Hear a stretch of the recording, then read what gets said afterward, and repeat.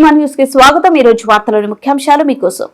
నగరపాలక ప్రాథమికోన్నత పాఠశాల 6, 7, 8 తరగతులు విలీనాన్ని ఆపాలి ఎస్ఎఫ్ఐ.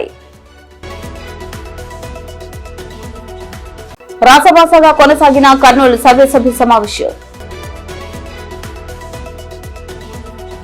రాష్ట్ర స్థాయి రగ్బీ పోటీలను కర్నూలులో డాక్టర్ శంకర్ శర్మ ప్రారంభించారు.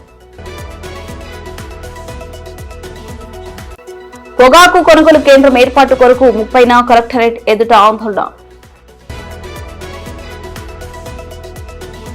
గుత్తి రైల్వే షెడ్ ఎన్నికల్లో పాల్గొనేందుకు వీలు లేకుండా చేసిన క్లర్క్ పై చర్యలు తీసుకోవాలి కేవీపీఎస్ డిమాండ్.